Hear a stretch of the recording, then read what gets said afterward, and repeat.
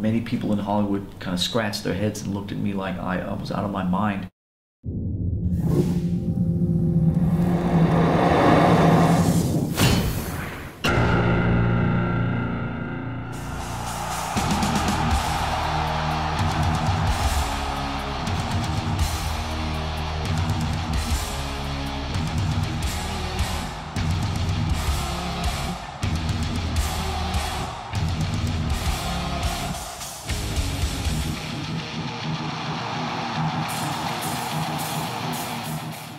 If you put a story into a film that people can relate to, it just resonates at a different level.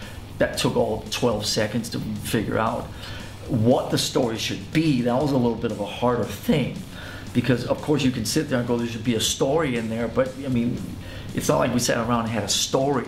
So we had to find somebody to write a story, and we had to find somebody to direct that story and direct that film. That was a little bit of a harder undertaking, so we sort of went, hunting in Hollywood, which is was no easy task, because in Hollywood, if you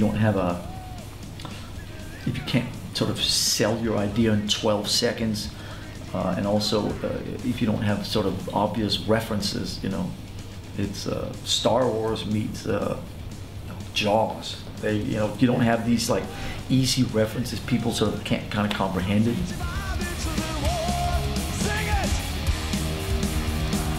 Nimrod was game, very game, was well up for it and didn't try to talk us out of what we were thinking. And then we asked him to write a story. And so he went away for 3 months and came back with the story of Trip. And this whole post-apocalyptic setting that occupies Trip's rather unfortunate evening at the Metallica gig. And then it sort of went from there.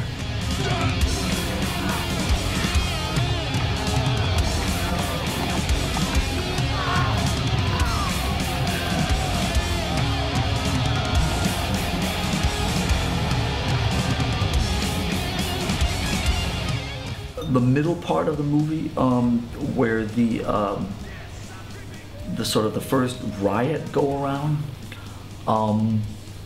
that's a particular favorite of mine. That's a kind of a little bit of a mindfuck moment there, where the music and the concert stuff, the way it sort of meshes with the riot stuff, and you not just feel like you're in the middle of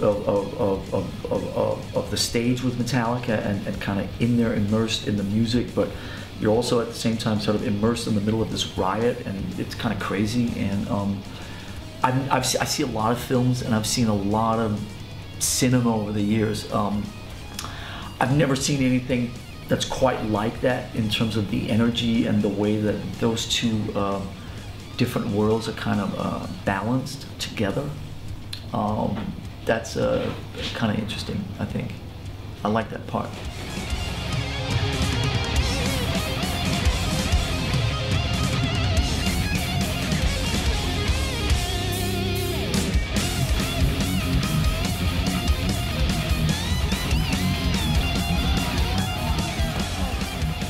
In the last month, I've heard a lot of takes on what's in the bag.